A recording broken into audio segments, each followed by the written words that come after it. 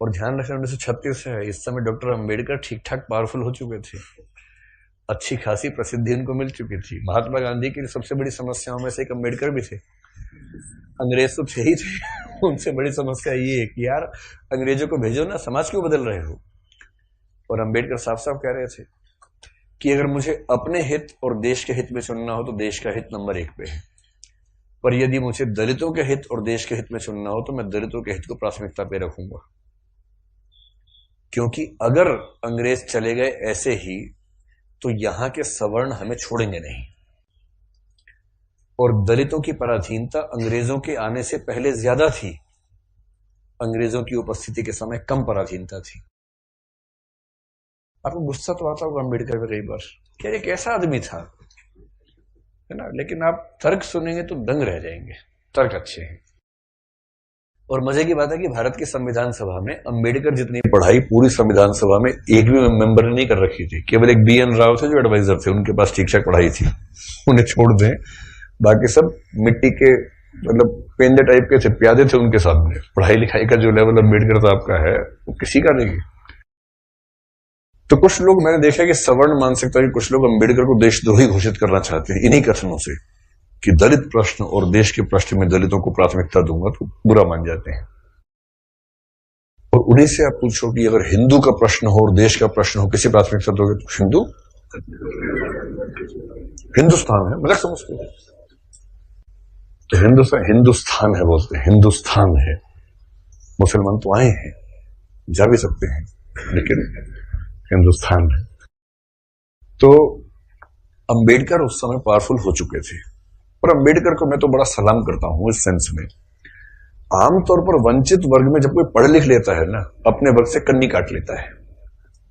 Reservation का सबसे बड़ा दुख ये है, रिजर्वेशन का सुख ये है कि वंचित वर्गों के लोग आने लगे हैं सत्ता में, और जैसे ही एक गांव से एक बच्चा, दलित बच्चा IAS बनता है ना, पूरा गांव IAS बन जाता है। आरक्षण के वित्तीय लाभ केवल उस व्यक्ति को मिलते हैं जिसको आरक्षण मिला है, पर सामाजिक राजनीतिक लाभ पूरे गांव, पूरे कुनबे, पूरे कस्बे, पूरे शहर को मिलते हैं। कि हमारे गांव का चंदू IAS बना है, और चंदू वर्ग में मान लीजिए SC ST में आता है, उस दलित जाति के उस गांव के और आसपास के 100 गांव के सब व्यक्तियों के पास कॉन्फिडेंस आ जाता है। कुछ बिगड़ा, चंदू को फोन लगा दिया, चंदू बिटवा देखिए जरा। अब पुलिस वाले ने रोका, लाइसेंस के लिए, रुको रुको बात करवाते हैं, ऐसे करके कह रहे किसको फोन करो? चंदू को फोन करो। छोड़ दो कोई बात नहीं, आप जाओ, आप गाड़ी कैसे भी ले जाओ, सिर के ऊपर रख के ले जाओ, कोई बात नहीं, हम कुछ नहीं बोलेंगे। कॉन्फिडेंस लेवल बढ़ जाता है। एक रिजर्वेशन का फायदा ये होता है, आर्थिक फायदा नहीं होता, रिजर्वेशन आर्थिक मामला नहीं है, वो सामाजिक राजनीतिक समतलीकरण का मामला है, उसमें उसको देखना है। और अंबेडकर ने, आजकल क्या होता है कि जो बच्चा IAS बनता है सबसे पहले कोशिश करता है कि उसकी जाति किसी को पता ना लगे कि वो रिजर्वेशन में है।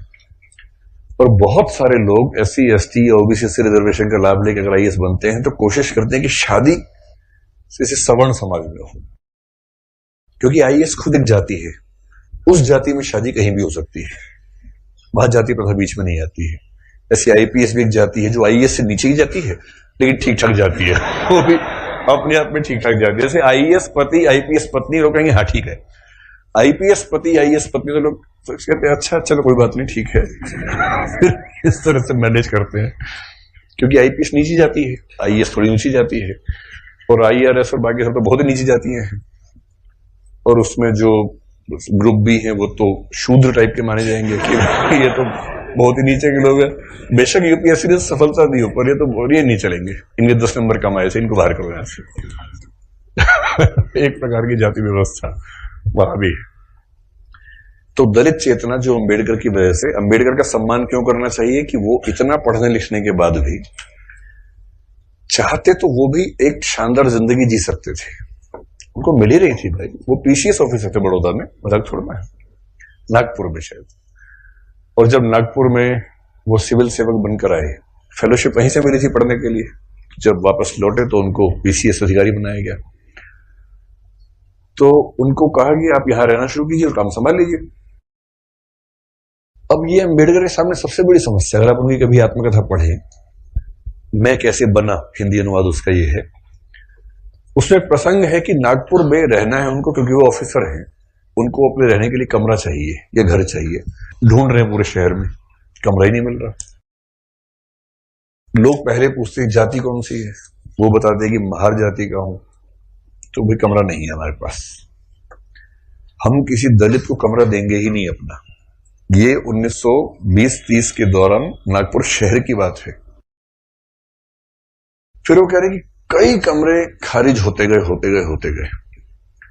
एक और घर में गए, एक कोई दूसरा ऑफिसर था, वो दिखा रहा था, दोस्त के रूप में हेल्प कर रहा था।